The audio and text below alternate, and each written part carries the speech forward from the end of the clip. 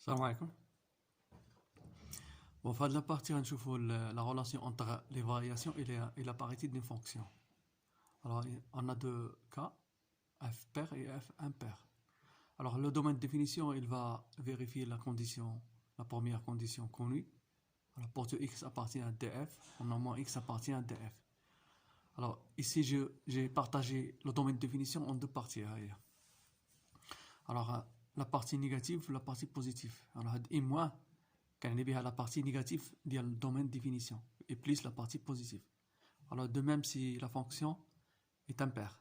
Alors, et moins la partie négative, et plus la partie positive. Alors, on va voir la relation entre la parité et la croissance. Alors, ici, la fonction est paire. Alors, on suppose qu'il est croissant sur i moins. Alors, i moins, ou le côté négatif, il y a le domaine de définition. Alors, bien, on a la croissante. Alors, puisque f est paire, donc sa courbe est symétrique par rapport à l'axe des ordonnées. Alors, il y a la symétrie de CF. Alors, la courbe غتكون تقريبا بحال هكا. On va un exemple. Alors, de même pour n'importe quel domaine de définition qui m'accorde, غتكون f, ou bien la courbe est symétrique par rapport à l'axe des ordonnées. Alors, on voit ici la courbe croissante. Alors, même que je le côté آخر, la fonction est décroissante.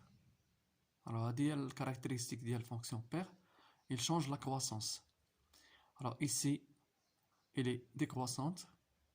Le côté là, c'est tout les croissante. Alors, la fonction paire change la parité, le côté négatif, le côté positif. Alors, il y a quand il moins croissante, et plus ça se compte décroissante. Quand décroissante et moins, et plus ça se compte croissante. Ça change. Alors, la fonction impaire, elle garde la croissance. Alors, ici, sur i moins, alors on voit que f est décroissante, puisque f est impaire, donc elle est symétrique par rapport au centre du repère. Alors, on voit alors, la symétrie de CF. Alors, on dit CF, alors moi CF. Alors, CF, il est symétrique par rapport au centre, puisqu'il est impaire.